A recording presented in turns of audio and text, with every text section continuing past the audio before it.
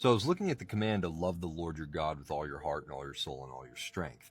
And I was thinking to myself, how would we be able to love God with agape love, which is the love that God gives to us, if we didn't have the Holy Spirit, right? Like, how would we be able to to love God in the way that agape love is described in the New Testament if Jesus hadn't come yet and we haven't received the Holy Spirit that actually empowers us to love God with basically the love of God?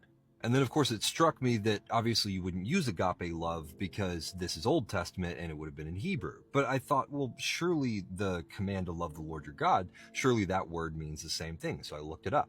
But the word in the Old Testament is different. It's more of like a loyalty and devotion type word than it is the self-sacrificial type of love that's described as agape love.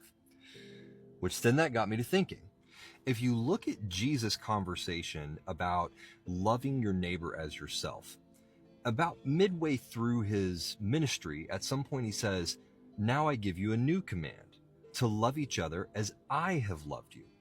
Which of course we know he was getting ready to demonstrate the way that he loved us by sacrificing himself on the cross, self-sacrificial love, which is the love of God for us that is revealed to us by the deposit of the Holy Spirit. And then it is that love that we are then to love each other with. We are to agape love each other with the type of love that God loved us with, the complete and utter self-sacrificial love.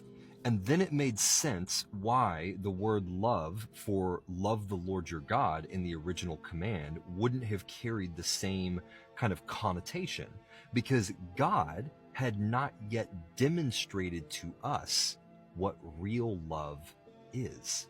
Which, when you pair this with some of the other things that Jesus said, like the two most important commands are to love the Lord your God and to love each other, when you pair that, you begin to realize that the entirety of everything in creation from beginning to end was God not only revealing to us what love is, because we didn't have a full understanding of it until Christ fully revealed what love actually is, but teaching us that the orientation both to God and to each other is love.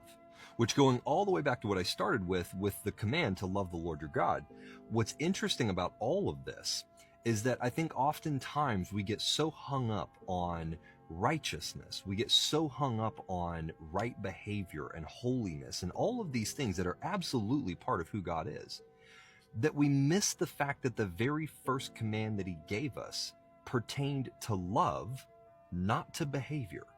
And then when Jesus comes, the only new command that he gave us was to love each other with the type of love that he has now revealed to us, which is God's love. And so if the whole law and the prophets can be summed up with love the Lord your God and love one another, then we could also say that the whole message from God to mankind is that the relationship that I'm interested in is not a relationship of perfection.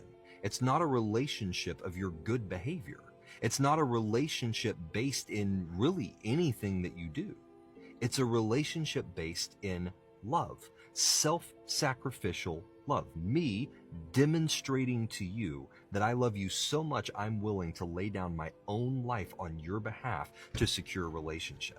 And so when you put it all together, you discover this very interesting arc where we begin with only being able to understand the concept of love through our kind of like our own love of self, right? Because we're immature. We don't have a framework for self-sacrificial love. We only have a framework for survival. And so the concept of loving someone else the same way that we would love ourselves is framed within the realm of survival. Like, how would I want to be treated? I'm going to treat other people in that way. And so then inherently we would probably love God to the best of our ability through that same lens, that same concept, which is why initially God tells us to love him using a word that describes a concept of devotion or a concept of loyalty, because these are concepts and ideas that we have a frame of reference for. Like, we can understand loyalty to one another and what it feels like when someone is disloyal loyal to us. We can understand the concept of commitment to another person, devotion to another person, because we know what it's like to have someone who's devoted to us and what it's like to have someone who violates that type of relationship. But then 2,000 years later, Jesus shows up and he demonstrates what self-sacrificial love looks like. So not love from a human lens, but love from God's lens. And so the command takes on a new format, because now we have not only the devotion to God, but a self-sacrificial type of love, a love that demonstrates to God that there's nothing else in the world that we have before him. But that love doesn't find its origin in law. It doesn't find its origin in a command, because we're no longer under the law. Rather, that love now finds its origin as a response to the love that God demonstrated to us through Christ. And then what is his command to us now? He gives us a new command, that we're to pay it forward. We're to love one another in the same way that he loved us, self-sacrificial love. Because by doing that, we demonstrate the character of God to humanity, which ultimately was what all of this was about in the first place. This whole creation, everything that God has been doing this entire time, has always been about one thing: demonstrating his character to us so that we would choose to be part of his family. Shh.